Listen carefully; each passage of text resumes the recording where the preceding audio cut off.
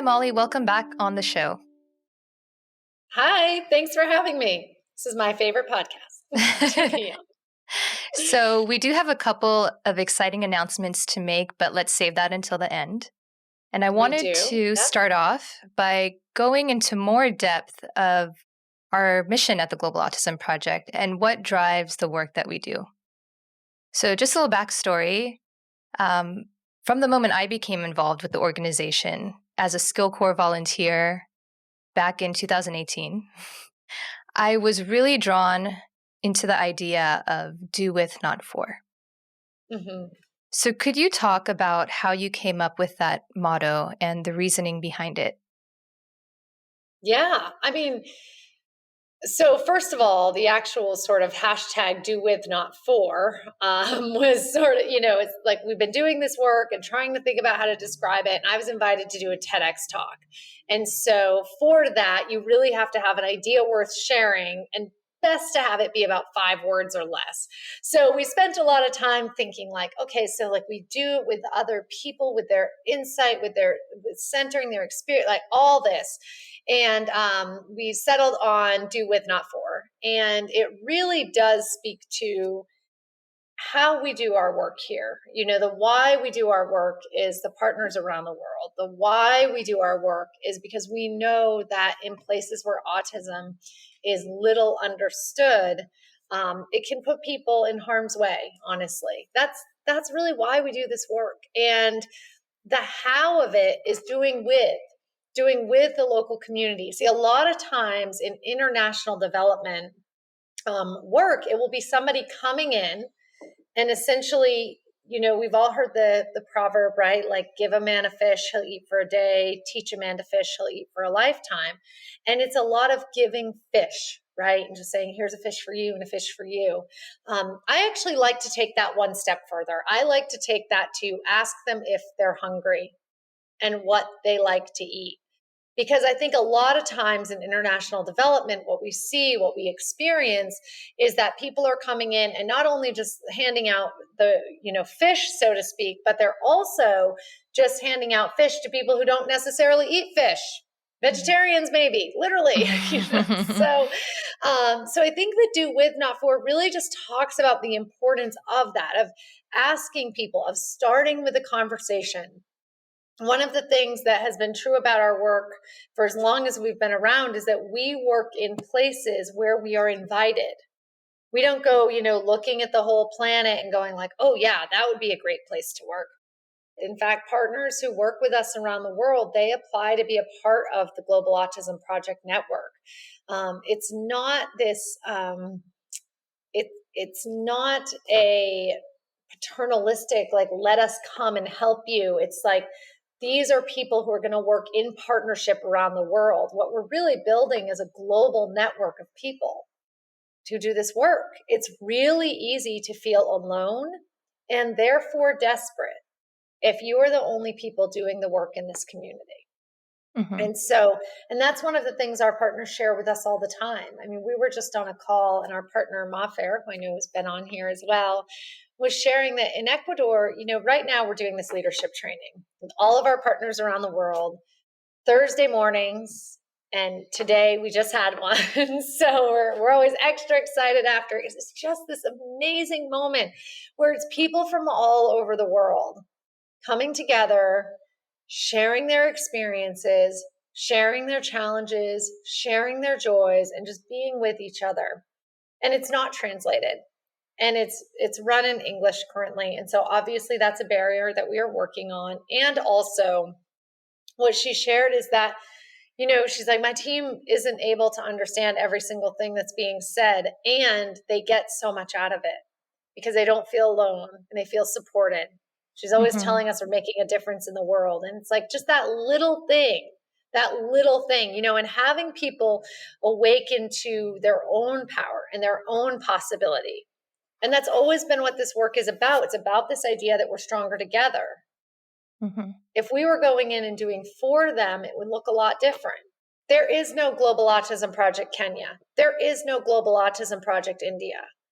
There is no Global Autism Project Ecuador, Rwanda, Ghana. Wherever we've worked, there is no Global Autism Project there. We do not establish our presence. We support them in building their capacity to provide services. Yeah.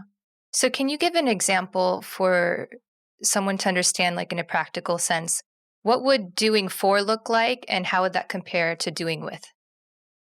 Yeah, so there's a few different ways it can look. One of the things could be just coming in and actually doing the work with the kids. We see this sometimes in just going in and performing the surgeries and then leaving, with the idea that, well, it takes a lot of training to do surgery, it takes a lot of training to do this work. And doing with looks like actually providing that training, actually providing that support and working yourselves out of a job. And, I think that that's one really important piece. Doing for might look like we raise all the money and we build the centers around the world. We don't do that. All of the centers are independently owned and operated. They are not Global Autism Project. They are part of the network. They receive training from us. They receive, they're part of a network. And that's really what it is. They are not Global Autism Project. They are not branded Global Autism Project. Mm-hmm. Some of them sometimes have a sign that say Global Autism Project. Many of them have pictures on the wall from our visits, just as we have pictures on our wall from our visits. But yeah, doing for looks exactly what it sounds like, right? It's almost like if you're teaching a young baby to eat and the whole time you're holding the spoon and putting the food in the mouth, that is doing for. Doing with is working towards establishing that baby's independence in eating, if that's what you're doing with your baby. Yeah. So so it's really about establishing independence, and Sustainability.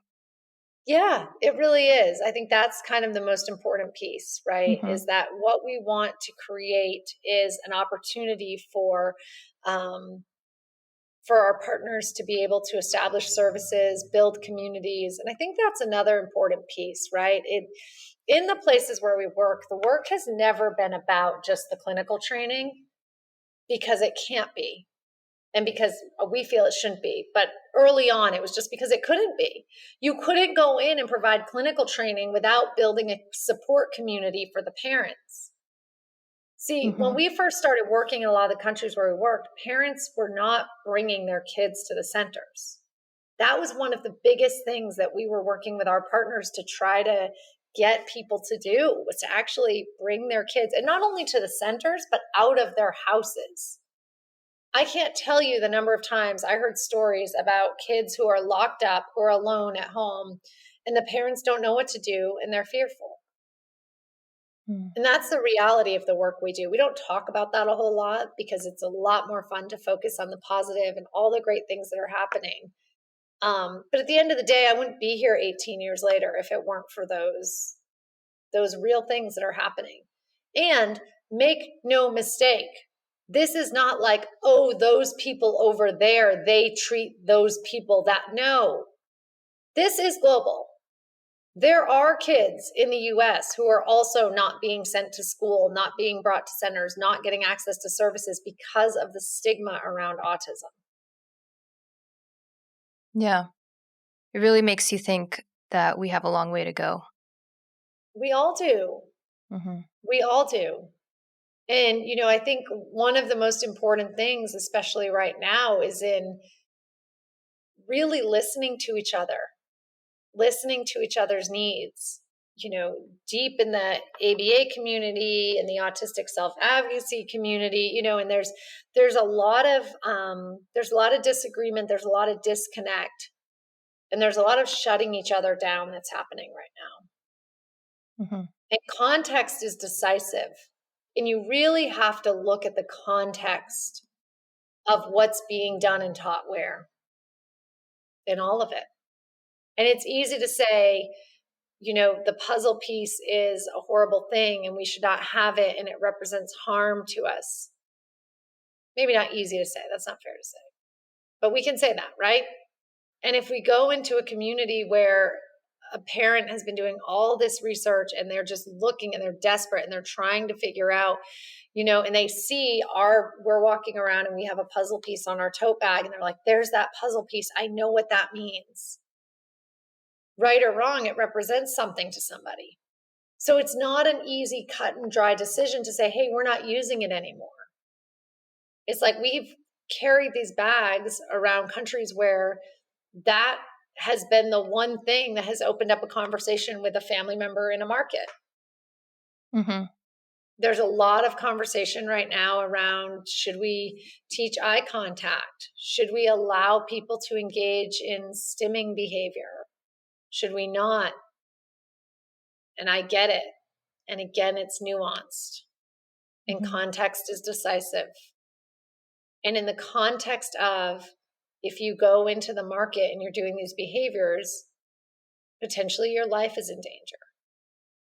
We were talking with a staff member today who was reminding us that if you are a Black man engaging in stimming behavior, that could put your life in danger if you're dealing with the police. And so we really have to consider all of these aspects. And I get it. I get it. I want to live in a world where we can all be whoever we are, whatever expression it is. See, we've limited the expression of being human to kind of these binaries, right? Like man, woman, normal, not normal. We've done that. And it's really sad because there really is no right way or wrong way to express being human. And where do we start with all of this? So we're happy to have the conversations with our partners around the world. We're happy to have self-advocates travel and share their perspectives. And also, they get to hear the perspectives of our partners who are dealing with these real challenges. Could you explain how the framework regarding essential, preferable, and preferable to me fits into all of this? Yeah, absolutely. It's so relevant for this. So the framework of essential, preferable to me started with, we were teaching a specific skill. This was about, maybe 15 years ago. Somewhere between 10 and 15 years ago. We'll just leave it at that. I don't know the years anymore. 2020 really messed that up. But at some point, over a decade ago, apparently, we were teaching a skill. And this particular skill was the collection of frequency data. And frequency data is often collected with a tally counter, one of those things that you see bouncers at clubs, or sometimes they use them on sports fields. Yeah. And so we were searching around the market and the entire city of Accra, Ghana, looking for a tally counter. And we were like, well, I guess we can't teach this. We can't find a tally counter. And what we realized in that moment is that, wait a minute, it's not essential that they use a tally counter. It's essential that this data gets collected. That's what's essential. It's preferable that it's frequency data, that it's actually going to show us how often something happens per hour, not just a count at the end of the day, right? It's like this actually happens throughout the day. And it's preferable to us that a tally counter is used. But if we're so focused, and we were so focused on finding a tally counter by walking around the markets and looking, we weren't going to have any data collected. So this is a framework that I've used in other work that I've done that has gone well beyond the essential of data gets collected. I use it with my wife when we talk about the dishwasher. It is essential that the dishes get put in the dishwasher. It is preferable that they get put on specific shelves, apparently. It is preferable to her that they get Tetrised in perfectly, moved around perfectly, and the dishwasher is only run at some unknown interval. And so if she's so focused on putting the dishes in like Tetris and running the dishwasher at a certain specific interval, she's going to lose sight. It's essential the dishes get put in the dishwasher. And she's going to live with someone who leaves the dishes on the counter because I don't even know how you want them in the dishwasher. So in this conversation, it may be preferable to us that we live in a world where we are allowed to engage exactly as we want to engage and nobody ever tells us anything differently. It is essential we are able to live our lives. It is essential. And I think, you can take anybody from all over the map. You can take ABA, you can take Autistic Self-Advocates, you can take our partners around the world, you can take Global Autism Project as an organization, and we can all agree on one thing. And that is that people with autism should be able, or autistic people, we can't even agree on that, okay? But what we can agree on is that they should not be harmed. They should not have their lives taken from them. We can all agree on that. And so I'm hopeful that we can start there and look at what that looks like. And I really get that the definition of harm varies across populations. Get it. We can all agree that nobody with autism should have their life taken from them. Yeah, exactly. It's all about that context, like you were saying. Whatever situation that we're in, whether it's in the US or in India or wherever, the environment can be so different. Absolutely. And yeah, if you get bogged down in and stuck in that what's preferable to me, you lose sight of what's essential. You do. And this happens in the online world with, this day and age of just polarization and people getting really stuck on their identities. We see it across politics, not just in the autism world. So I think it's something to be aware of. Like, it doesn't have to be that way. We can learn from each other. Not everyone is going to think the same way. Everyone isn't. I feel like it's very individualistic even to say everyone's entitled to their own opinion. Maybe it's a very American thing, but it's okay. You can think that. But if you shut people down or shut people off, it's not workable. How are we going to progress from there? Exactly. And here's just the thing, right?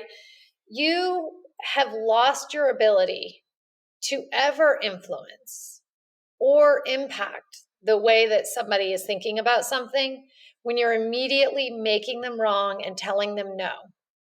You've just lost your ability to do it. And I get it. I get it because I've done it. I have some very clear, specific thoughts about how things should be done internationally. And I talk about them. And I've won awards for them.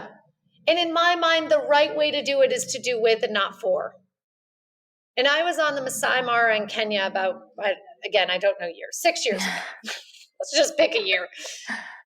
And I remember someone came up to me and they said, "Oh, we run an orphanage and I think we have some kids with autism in the orphanage." Well, I have my own opinions about orphanages.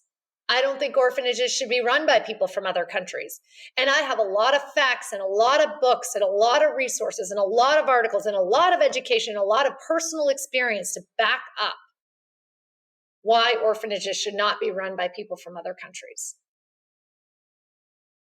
And so I just blew them off. They said, "Oh, can I give you my phone number?" And I said, "Yeah, sure." Okay. Bye. I didn't even keep their phone number.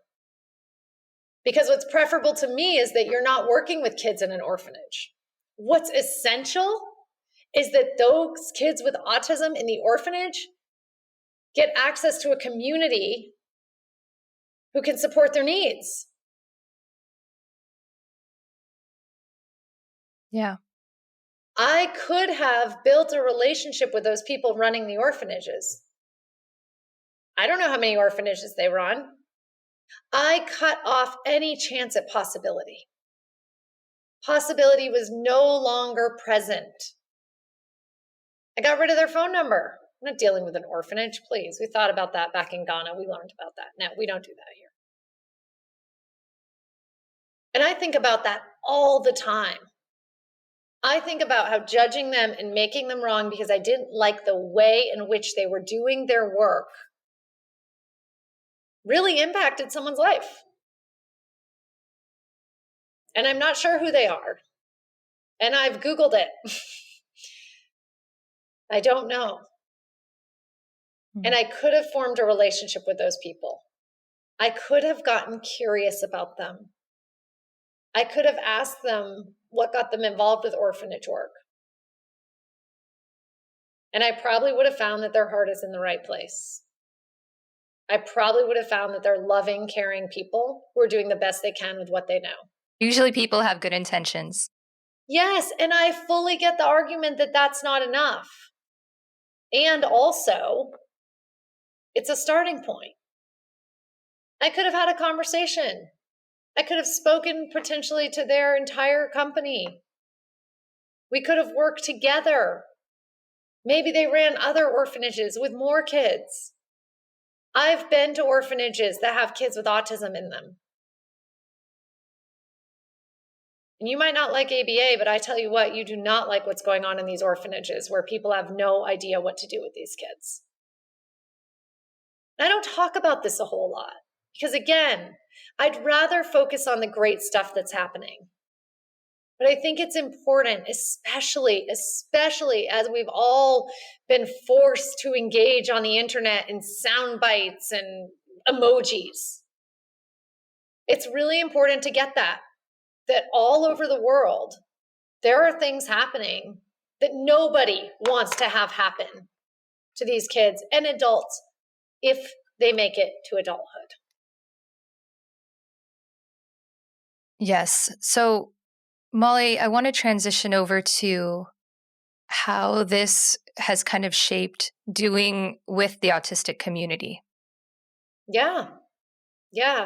I think, one of the things that has allowed the Global Autism Project to exist for 18 years so far, and to survive, knock on wood, I know we're still in it, but survive a global pandemic,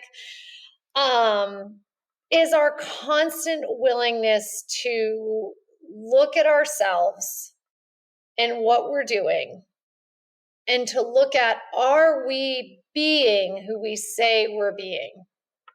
Are we doing with and not for?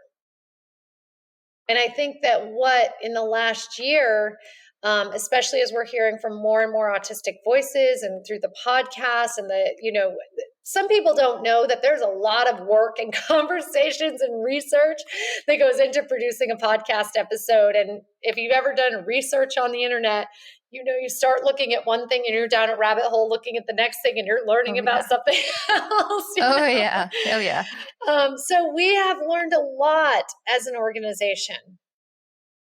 And I said earlier, around the world, if people make it to adulthood, people ask me all the time, do you work with adults with autism in other countries? You can ask people in other countries, and some of them will tell you, we don't have adults with autism. And you think, well, surely that's not possible because autism doesn't impact your lifespan. The way society interacts with autism does. That's changing. That has changed a lot in the close to 20 years I've been working in this field. There are more and more autistic self-advocates around the world.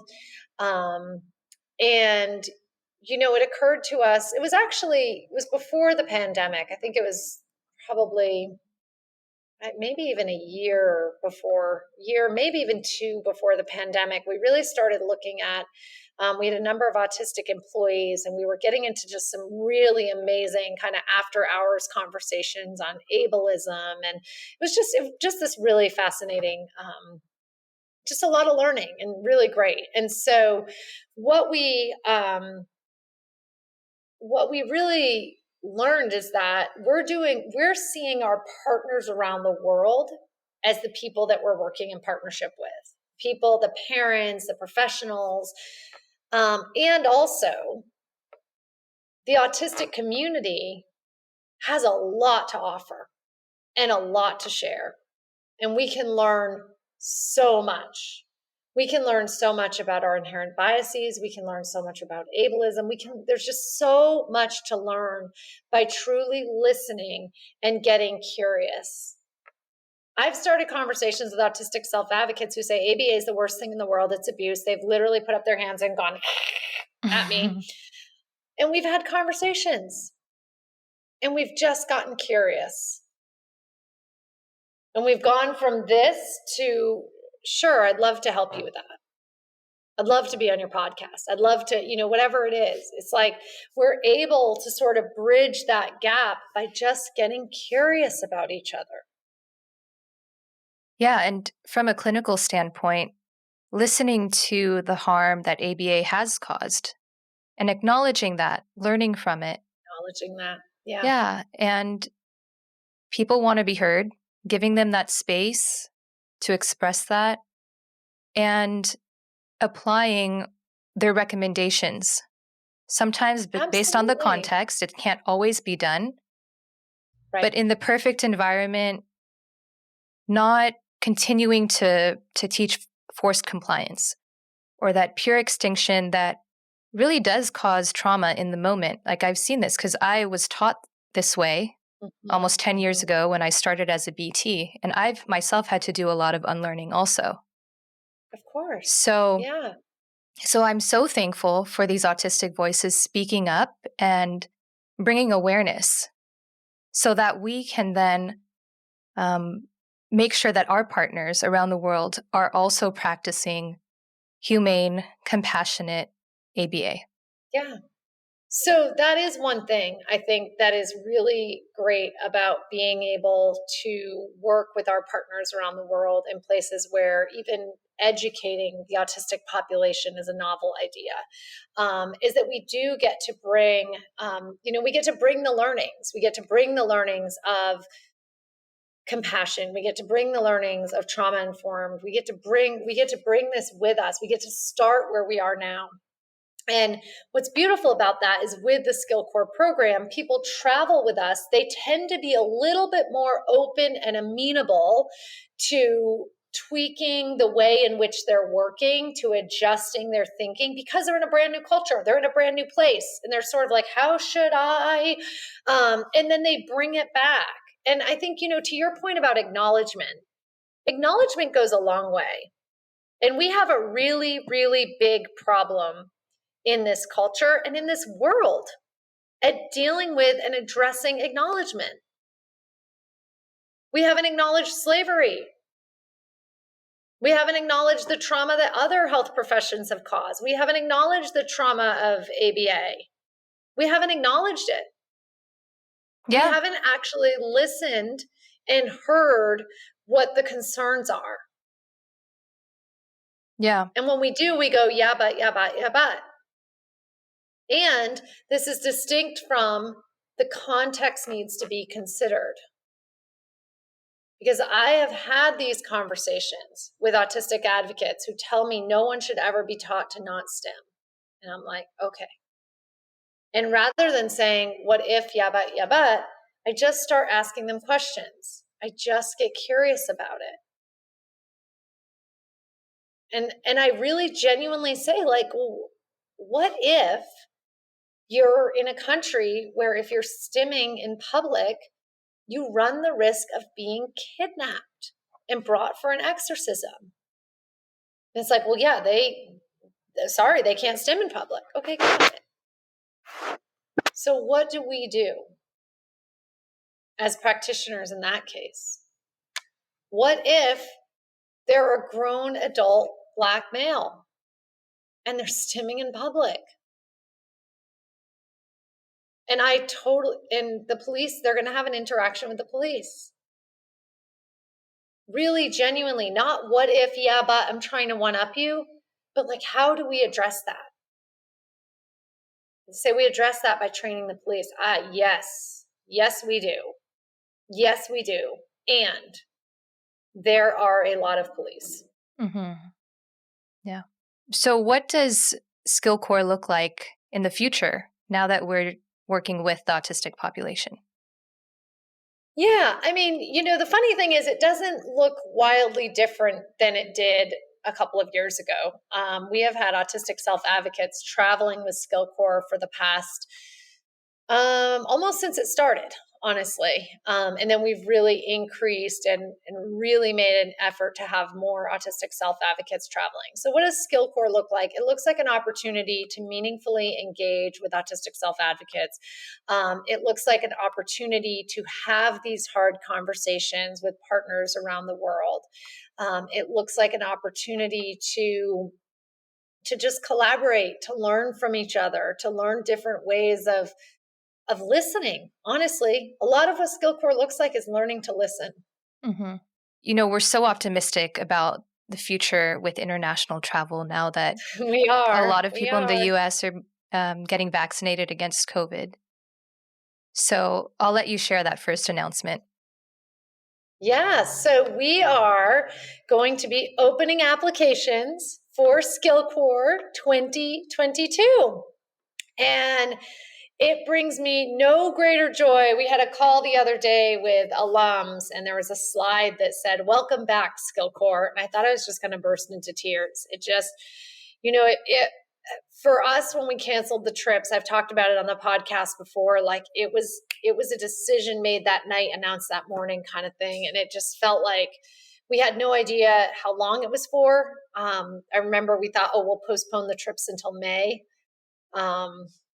And so to be able to say, welcome back, SkillCorps, to be able to welcome people, to be able to have people joining us again, to have people be able to be excited about possibilities again, we're really thrilled. So we have a number of 2020 travelers who were not able to travel, and they will be traveling in 2022. And then we will have other spots available for travelers. Yeah. So now is the time to apply. We've been kind of whispering about it so far. Applications were not even officially open, and we're already getting emails after email every day. So great. Yeah. So I'll put a link in our show notes for people who are interested that they can go to our website, and the link to apply is directly on there. So globalautismproject.org. Yeah, perfect. Yeah, excellent. And so as for the second announcement, we've been busy working behind the scenes to create something really exciting and very special. Yeah. And what it is, do you mind if I go ahead and talk about it a little bit? Okay. Yeah. So we're building this online platform for our community where people who are related to autism, whether they're a self-advocate, a family member, or a service provider, where everyone can come together and connect and know that they're not alone. And what's special about this space is that we really want to cultivate, this vulnerability and freedom to be authentic, not making people wrong.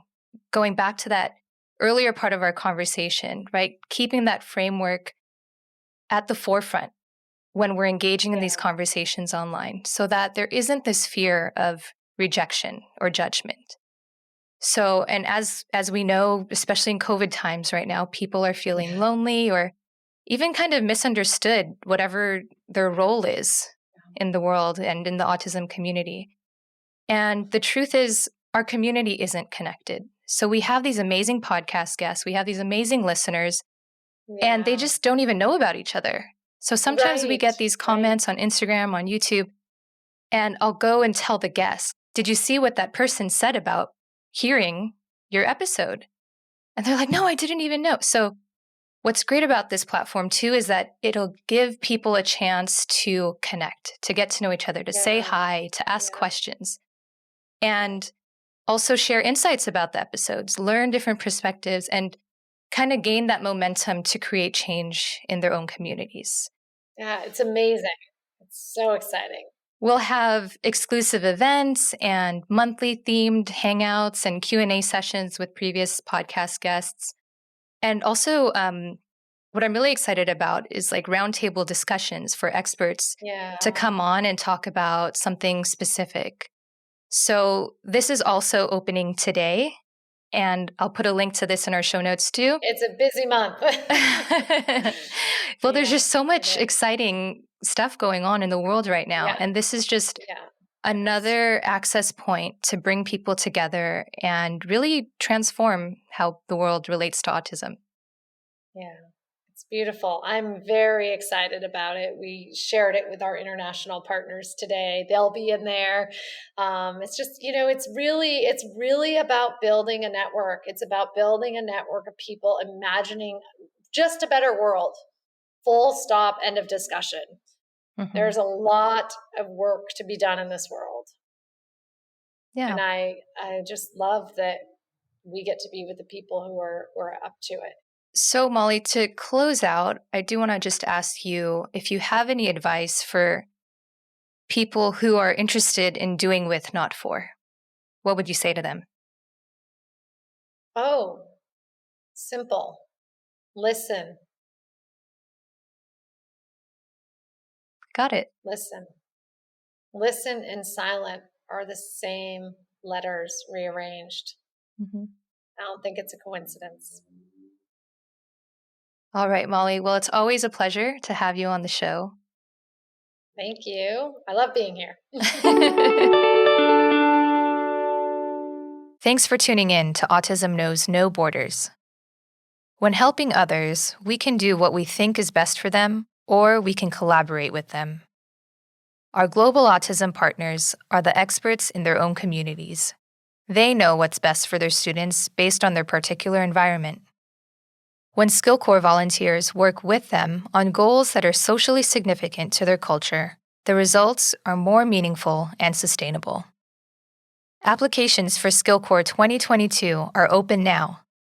If you're a self-advocate or a professional in the field of autism services, visit globalautismproject.org/SkillCorps and reserve your spot today. Doors to our Global Autism community platform are also open. However you're connected to autism, there's a place for you at community.globalautismproject.org. Join a group of passionate changemakers and transform how the world relates to autism. You've been watching Autism Knows No Borders. If you like this video, please give it a thumbs up and subscribe to our channel. Also, we'd love to hear from you, so let us know what you think in the comments section. Click here to watch another interview from our podcast. You can also find us on your favorite podcast app. Tune in each week for engaging conversations of how people across the globe are inspiring change and building community. Thanks for watching. Take care.